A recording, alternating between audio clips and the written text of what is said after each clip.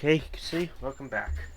Now, welcome back on the first of my videos for spring, and this is just because the sun's in my eyes, and don't worry, this is not liquor. I don't drink while filming. This is a mix of apple cider vinegar and water. I'm trying to lose weight, and it's probiotic health. Probably put a little too much in.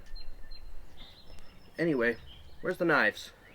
Well, as you can probably guess by the setting, we have the Buck 110, absolute classic with ebony scales with a lockback, 420HC steel. Love it. And this we got with aluminum scales. I don't know what the steel is.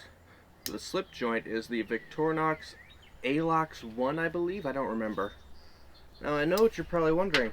If you're comparing these two, why don't I use the multi-tool? The answer?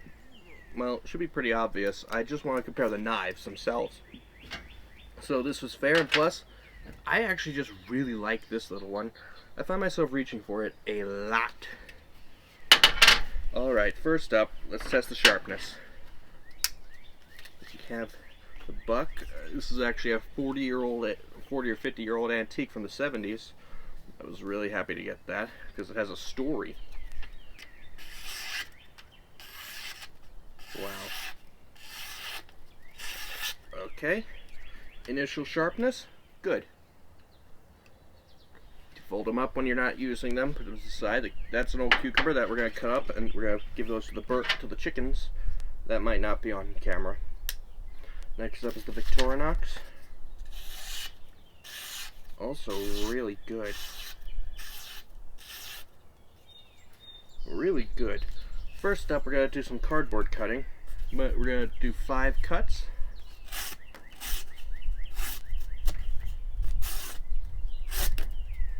Definitely not bad at all.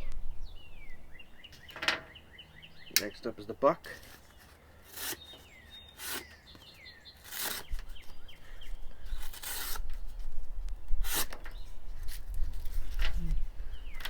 About the same, actually. So far they're performing similarly. We're gonna try some feather sticking with both, but I want to point out these are not bushcraft knives.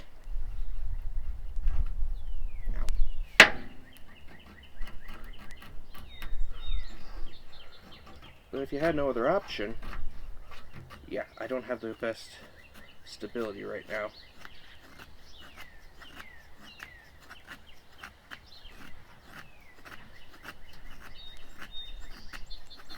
But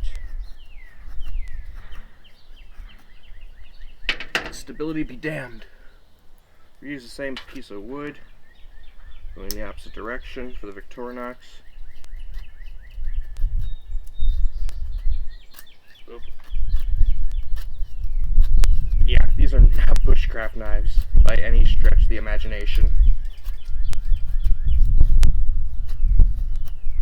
These are just like your carry knives, like what you would have on hand. Next up, I'm actually gonna cut this in half with the other Victorinox to keep it fair. Oh, there it is.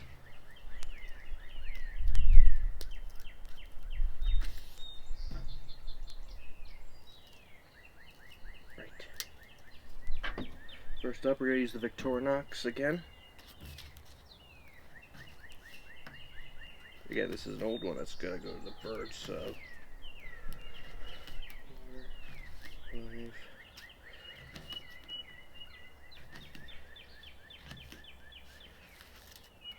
Definitely not bad. I don't have a towel right now. That's what I forgot. Next is the Buck. Wow. If I could give one word to describe Buck: precision. I think it might be doing better than the Victorinox. Okay, put that over there. That's what we got.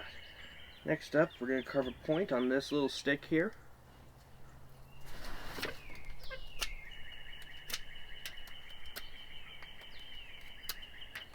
Wow.